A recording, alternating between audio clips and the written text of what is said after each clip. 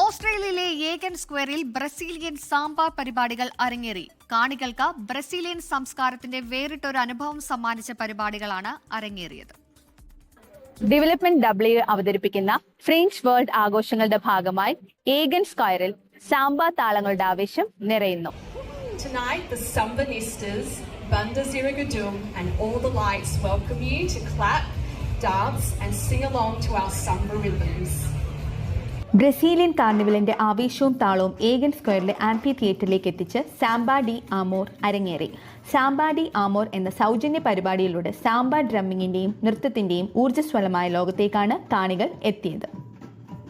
ബ്രസീലിന്റെ ദേശീയ പ്രതീകമായി കണക്കാക്കുന്ന സാമ്പ ഡാൻസ് 19-ാം നൂറ്റാണ്ടിലാണ് ആരംഭിച്ചതെന്ന് കരുതപ്പെടുന്നു.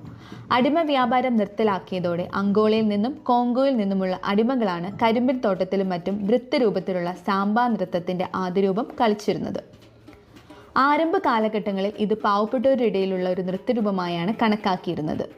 പോർച്ചുഗീസ്, യൂറോപ്യൻ നൃത്തരൂപങ്ങളുടെ സ്വാധീനവും കാലക്രമേണ സാമ്പയിൽ ഉൾച്ചേർന്നു. അധികം വൈകാതെ ബ്രസീലിൽ മുഴുവൻ ഇതിന് പ്രചാരം ലഭിക്കുകയും ബ്രസീലിന്റെ ദേശീയ നൃത്തമായി അംഗീകരിക്കപ്പെടുകയും ചെയ്തു.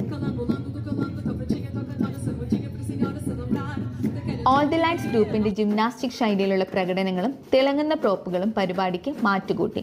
35 വർഷത്തെ ചരിത്രമുള്ള സാമ്പനിസ്റ്റാറ്റ് സംഘടിപ്പിച്ച ഈ പരിപാടി ഫ്രഞ്ച് വേൾഡ് ഫെസ്റ്റിവലിന്റെ അവസാന വാരാന്ത്യത്തിലെ പ്രധാന ആകർഷണങ്ങളിൽ ഒന്നായിരുന്നു.